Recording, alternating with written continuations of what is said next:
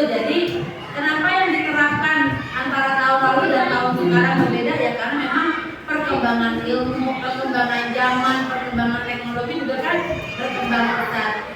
Mama juga mungkin menyadari nih, anak-anak kita zaman sekarang nggak bisa diperlakukan sebagaimana kita waktu sekolah.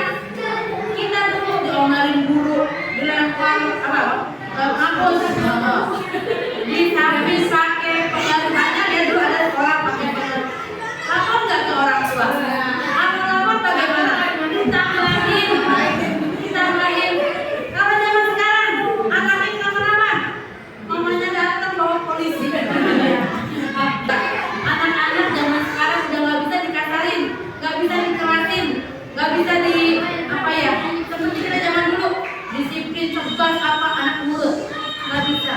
Anak-anak sekarang kudu diajak, kudu dilembutin gitu ya.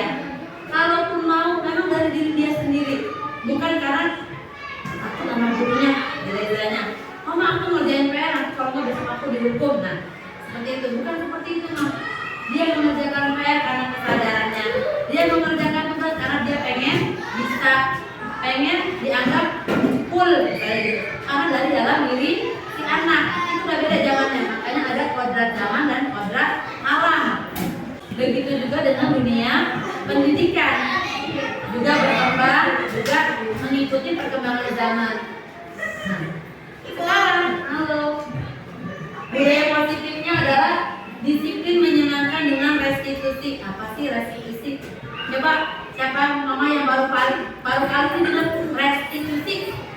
Anak itu udah nggak ada lagi nih hukuman-hukuman, hadiah-hadiah. Itu semua bagus untuk menimbulkan motivasi, tapi sifatnya hanya dari luar. Kalau nggak ada hadiah, dia nggak mau ngerjain.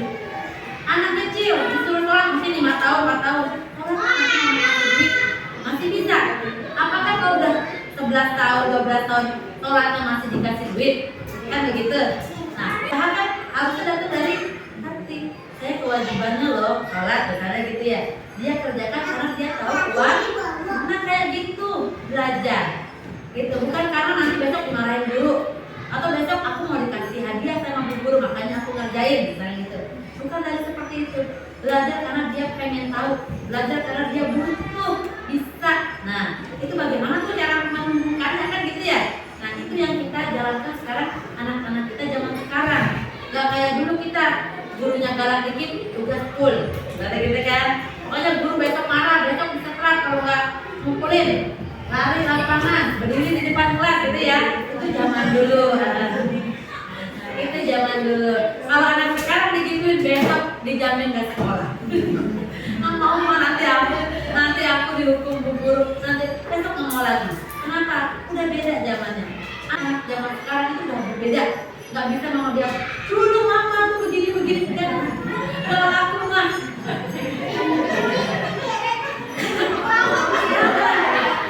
makanya nih, kalau saya bilang itu udah teori mah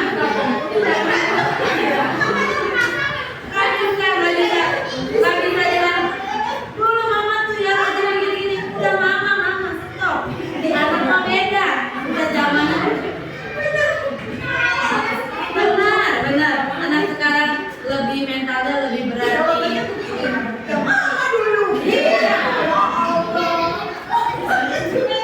Benar. Emang benar ini begitu, makanya nggak bisa kita samakan kesusahan kita zaman dulu, kedisiplinan kita di zaman dulu dengan anak-anak zaman sekarang. Udah nggak cocok. Nah, cocoknya dia diginiin mah. Nah, digininya gimana nih? Ayo kita buka. Kita bahas tentang disiplin positif, nilai kebajikan universal, teori motivasi hukuman dan penghargaan restitusi. Ini kita masuk di restitusinya itu apa? Keyakinan kelas, kebutuhan dasar, ada 5 posisi kontrol, mulai dari saya dulu, mulai dari mama dulu, dan mulai dari anak-anak murid kita. Kalau kita berhasil, maka kita akan menjadi percontohan untuk kelas-kelas yang lain. Nih, kenapa ada disiplin positif? Nah, kalau disiplin positif ini sudah muncul di anak-anak, maka nilai-nilai itu akan terjadi dari dorongan diri sendiri, gitu ya. tidak lagi dengan pengaruh dari luar, takut mamahnya, takut gurunya, ya, takut nggak dikerjain nanti aku diomongin sama teman-teman misalnya gitu. Kalau kata Ki Hajar Dewantara, di mana ada kemerdekaan, disitulah ada disiplin yang kuat. Lalu nilai-nilai apa yang ingin kita tanamkan kepada anak-anak? Tuh, pengen membentuk anak yang berkarakter, disiplin, santun, jujur, peduli, bertanggung jawab, merupakan pembelajar sepanjang hayat. Semacam gini loh, orang-orang percaya kalau guru bisa merubah murid. Bu, anak saya itu aku marahin bu, kalau nggak bisa bercanda mulu, marahin aja bu, kayak gitu ya. Mama adalah yang mikir-mikir kayak begitu. Padahal langsung marah-marahnya guru, secerewet-cerewetnya guru, sebisa-bisanya guru, baliknya ke diri anak-anak. Apakah dia mau benar? Apakah dia mau berubah? Jadi kontrol itu ada di dalam diri anak-anak sendiri. Ada yang namanya motivasi. Motivasi juga ada lagi nih 3 nih. Ada kan motivasi, ayo dong kamu yang rajin dong, gitu ya. Ayo dong gitu. Ada anak yang bermotivasi untuk menghindari hukuman atau menghindari ketidaknyamanan. Sekarang hukuman itu agak dihindarkan. Jangan dikit-dikit guru menghukum, jangan itu tidak sesuai dengan zamannya.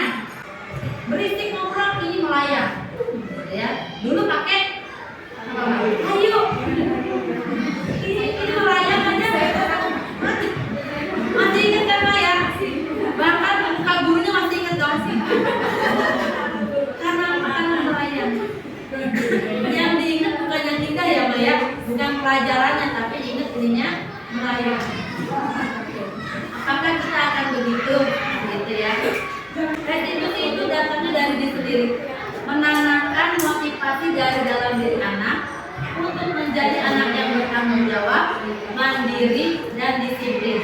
Itu datangnya dari anaknya. Nah ini kemarin kesepakatannya kayak gini, tulis papan tulis, banyak. Salah satunya nomor 2 dari Reta, tidak boleh pacaran. Apa Reta? Tidak boleh pacaran? Memang ada. Ada boy, oke. Tampung dulu ya.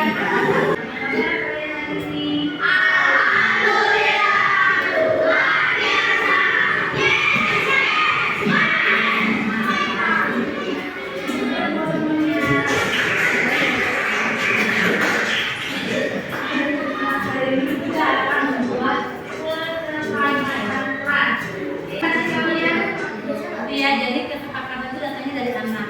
Dia yang pengennya bagaimana, itu pengennya dia. Nah, saya cuma nampung aja nih, nampung keinginan anak-anak. Tadi juga kenapa kita harus bikin kesepakatan kelas? Dia sendiri yang menemukan alasannya. Biar kondusif bu, biar aman, biar nyaman, biar apa? Itu dari anak. Karena dia pikir, anak kenapa sih kita perlu kesepakatan kelas kan gitu ya? Semua ide-idenya itu dari anak-anak. Apakah ada kebutuhan yang belum terpenuhi? Ya, ketika anak bikin masalah, cari perhatian gitu ya, itu pasti ada sesuatu yang tidak penuh dia dapatkan. Ini judulnya kebutuhan dasar manusia, yang artinya bukan untuk anak-anak saja, untuk mama-mama, untuk kita semua, kita memenuhi semua yang ada, dasar, hanya dasar ya. Nah,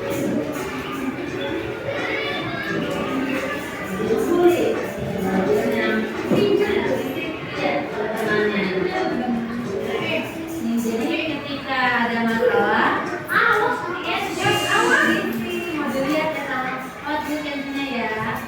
ketika ada masalah anak dipanggil, terpisah, tidak di depan teman-temannya, kemudian ditanya dulu Mas, masalahnya apa, gitu ya, tidak dengan satu pihak, jadi dua-duanya bercerita. Setelah dua-duanya bercerita, kita tangkap nih masalahnya apa, gitu kan ya.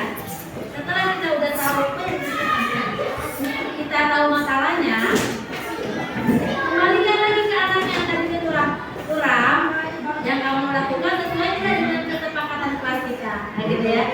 Nanti akan mencerna, oh iya, nggak sesuai yang menstabilkan identitas. Gak apa-apa kalau kamu marah, wajar kok kalau kamu marah. Mama juga marah kalau mama dikatain teman-teman mama, kayak gitu ya. Karena tindakan itu memang ya manusia. Terima kasih atas kehadirannya.